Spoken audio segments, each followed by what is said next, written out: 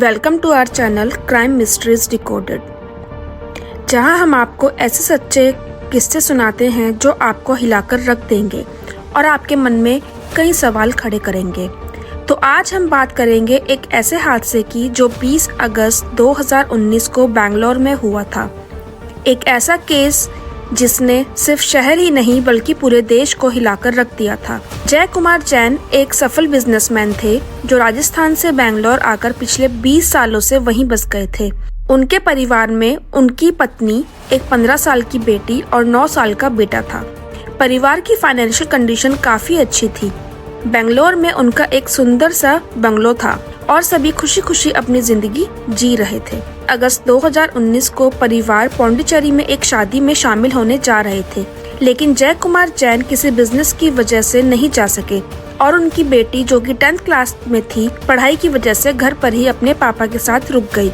उनकी पत्नी और बेटा पौंडीचेरी के लिए ट्रेन से निकल गए और जय कुमार उन्हें रेलवे स्टेशन छोड़कर वापस घर आ गए।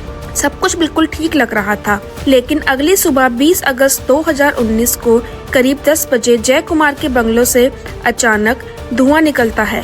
पड़ोसी ये देखकर चौंक गए और तभी उन्हें एक लड़की की चीख सुनाई दी। ये चीख जय कुमार की बेटी की थी, जो बाहर भागते हुए मदद के लिए चिल्ला रही थी। उसके साथ एक लड़का प्रवीण भी था। दोनों के हाथ और पैरों पर जले के निशान भी दिख रहे थे। जय कुमार की बेटी रोते हुए कह रही थी कि किसी ने उसके पापा को मार दिया है और वो उनकी लाश को जला रहे हैं। जल्दी ही फायर ब्रिगेड और पुलिस वहां पहुंच गई। अब फायर ब्रिगेड की टीम ने देखा कि सबसे ज्यादा धुआं बाथरूम से आ रहा है। जब उन्होंने बाथरूम का दरवाजा खोला तो अंदर जय कुमार जैन की आधी जली हुई लाश मिली। उनके शरीर को जानबूझकर आग लगाई गई थी। पुलिस ने जय कुमार की बॉडी को हॉस्पिटल भेजा, जहां उन्हें डेड डिक्लेयर कर दिया गया। इसके बाद पुलिस ने तुरंत इन्वेस्टिगेशन शुरू की।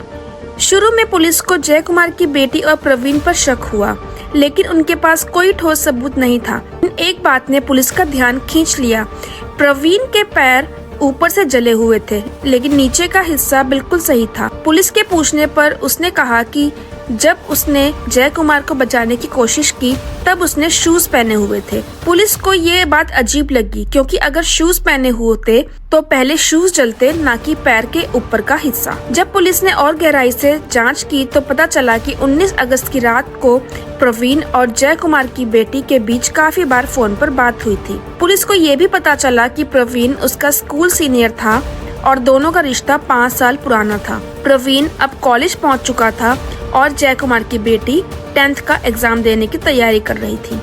अब जब पुलिस को इनकी दोस्ती के बारे में पता चला तो पुलिस ने बिना देर किए प्रवीण को क्वेश्चनिंग के लिए पुलिस थाने बुलाया। प्रवीण से जब पुलिस ने पूछताछ की तो वो अलग अलग बयान देने लगा। अब उसके बाद पुलिस को जय कुमार की बेटी पे शक तो था, पर उससे कुछ भी पूछे कैसे, क्योंकि वो 15 साल की थी, ऊपर से सदमे में थी। पर पुलिस को पूछना तो था ही, तो पुलिस ने उसके घर जाकर ही उससे क्वेश्चनिंग करने की सोची। अब जब उससे पूछा गया कि जब ये हादसा हुआ तो वो कहाँ थी, तो उसने बताया कि वो बाहर गई हुई थी एक दोस्त से मिलने। अब जब पुलिस ने दोस्त का नाम पूछा तो वो चुप हो गई। अब पुलिस ने नेक्स्ट क्वेश्चन में पूछा कि उसने प्रवीण को किस टाइम कॉल किया। अब जो टाइम इसने बताया उस टाइम पे कॉल रिकॉर्ड्स में कोई भी कॉल डिटेल्स नहीं थी। अब दोनों का बयान अलग अलग था। पुलिस ने जब प्रवीण और उस लड़की से सख्ती से पूछताछ की तो वो दोनों समझ गए कि अब झूठ नहीं चलेगा और उन्होंने सच बताया। उन्होंने जो बताया वो सुनने के बाद पुलिस के भी होश उड़ गए। जब जय कुमार जैन को अपनी बेटी और प्रवीण के बारे में पता चला था तो उन्होंने अपनी बेटी को बहुत डांटा था और उसको सोशल मीडिया और प्रवीण से दूर रहने के लिए कहा था। जय कुमार अपनी बेटी पर काफी सख्ती रखते थे, जो उसे अपनी लाइफ में फ्रीडम की कमी महसूस करवा रही थी। यही टोका टाकी और कंट्रोल उस लड़की के मन में अपने पिता के प्रति गुस्सा और नफरत भरने लगे। उसने सोचा कि अगर उसके पिता जिंदा नहीं होंगे तो वो अपनी जिंदगी अपने हिसाब से जी पाएगी। इधर इस लड़की की माँ उस पर इतनी सख्ती नहीं करती थी।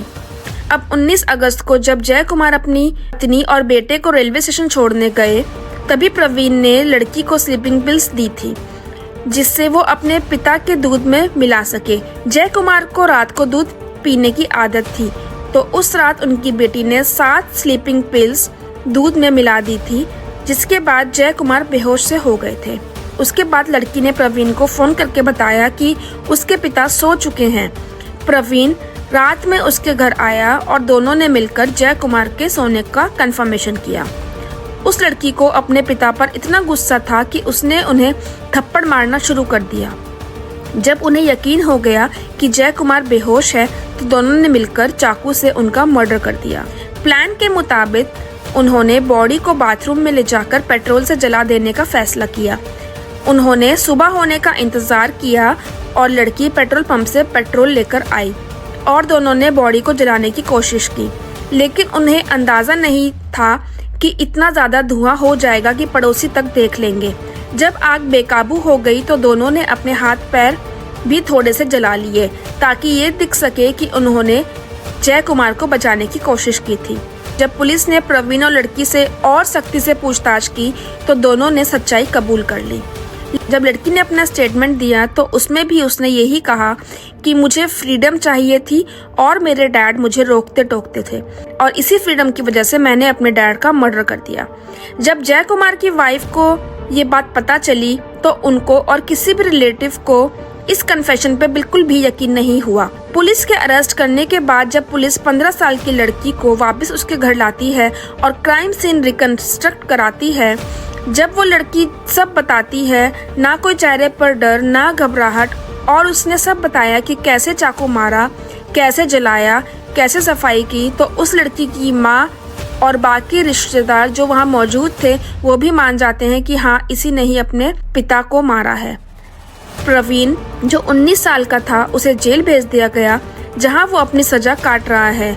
लड़की जो 15 साल की थी उसे जुवेनाइल होम भेजा गया जहाँ से वो 3 साल बाद रिहा हो चुकी है।